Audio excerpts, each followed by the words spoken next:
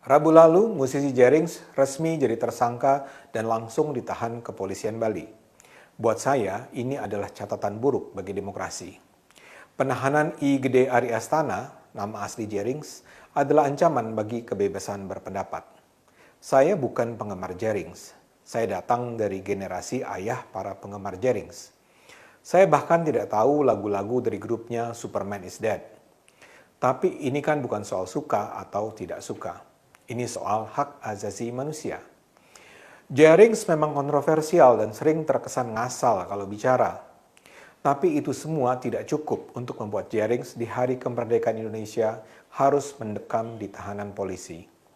Sekedar untuk menyegarkan ingatan, Jerings dilaporkan ke polisi oleh Ketua Ikatan Dokter Indonesia Bali.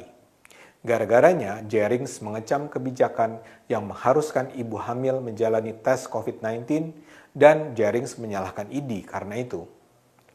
Pada 12 Juni, dalam Instagramnya, Jerings menulis, "Gara-gara bangga jadi kacung WHO, ID dan rumah sakit seenaknya mewajibkan semua orang yang akan melahirkan di tes COVID-19. Sudah banyak bukti jika hasil tes ngawur, kenapa dipaksakan? Kalau hasil tesnya bikin stres dan menyebabkan kematian pada bayi atau ibunya, siapa yang tanggung jawab?" Tulisnya lagi, "Bubarkan ID, saya nggak akan berhenti menyerang kalian, Ikatan Dokter Indonesia, sampai ada penjelasan perihal ini." Saya tidak tahu persis bagian mana dari pernyataan Jerings yang menyebabkan dia dilaporkan. Apakah pernyataannya bahwa ID bangga jadi kacung WHO? Apakah soal banyak bukti hasil tes ngawur? Atau soal pernyataan dia bubarkan ID? Yang jelas, tulisan itu membuat marah ID. Jerings memang sosok kontroversial. Sejak awal wabah COVID-19, dia sudah dengan lantang menyuarakan tuduhannya bahwa COVID-19 ini hanya hasil konspirasi perusahaan-perusahaan raksasa untuk mengeruk keuntungan sebesar-besarnya. Dia menuduh Badan Kesehatan Dunia WHO sebagai bagian dari konspirasi global itu. Pada akhir April, dia pernah menantang untuk dihadapkan dengan pasien COVID-19 atau disuntik COVID-19, tapi dengan syarat.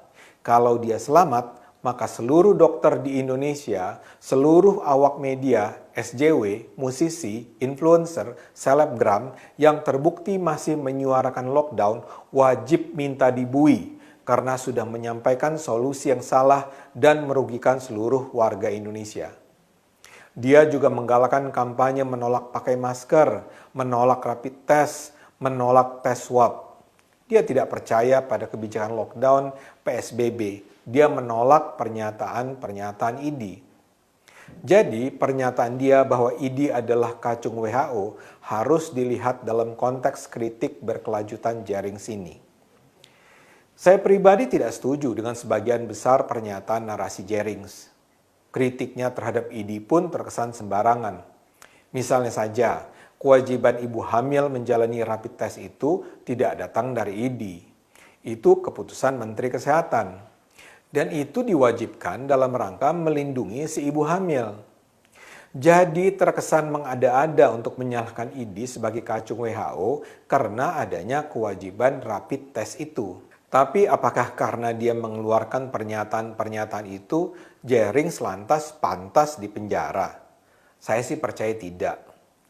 Yang dikenakan pada Jerings ada dua pasal berbeda dalam Undang-Undang ITE, pasal 28 dan 27 Undang-Undang ITE.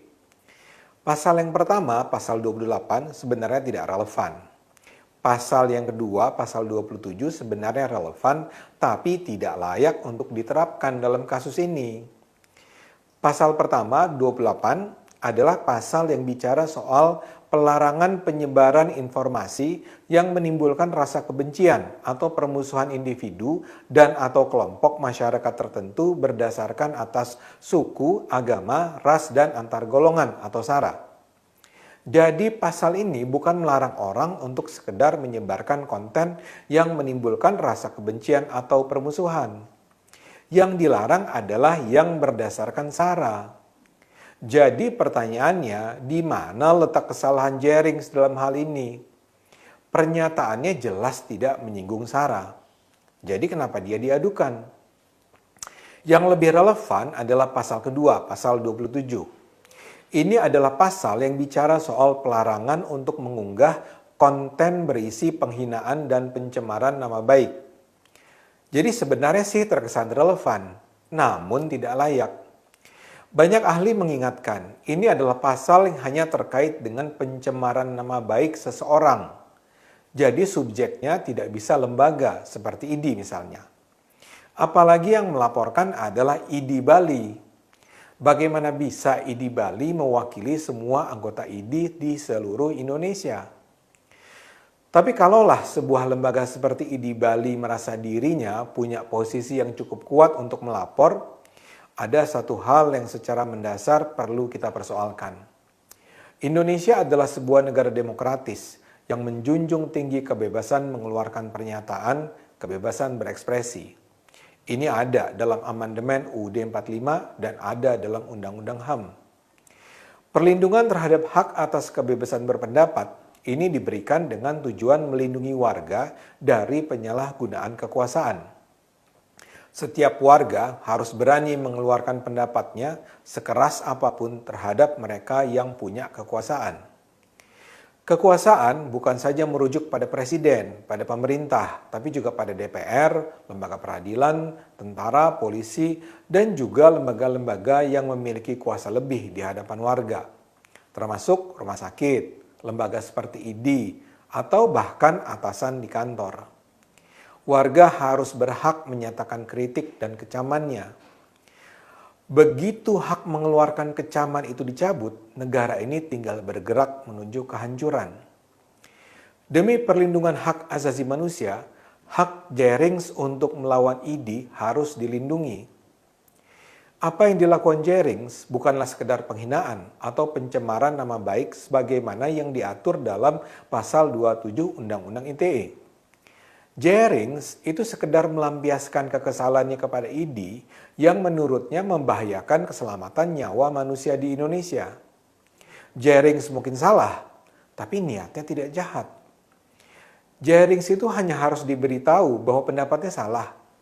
ID tinggal menjelaskan, kalau perlu melalui sebuah konferensi pers, bahwa tuduhan Jerinx tidak masuk akal, kacau, dan sekedar melandaskan diri pada praduga tak berdasar.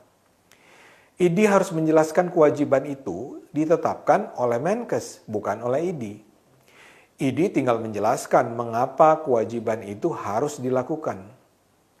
Dan percayalah, tidak akan ada yang kemudian percaya bahwa ID itu memang sekedar kacung WHO yang harus dibubarkan. Dalam pandangan saya berbahaya sekali kalau di negara ini orang bisa dengan mudahnya mempidanakan orang lain karena ia tidak suka atau tersinggung dengan apa yang disampaikan orang itu. Hak berpendapat adalah hak asasi manusia yang harus dilindungi. Dalam demokrasi, kita memang terpaksa harus cukup sabar untuk mendengar hal-hal yang mungkin tidak kita sukai. Dan kalau dalam rangka menjaga kenyamanan kita membiarkan penindasan kebebasan berpendapat, yang akan merugi adalah kita semua. Yang harus dilarang adalah fitnah, penyebaran kebencian, dan penyebaran kabar bohong yang bisa memecah belah bangsa.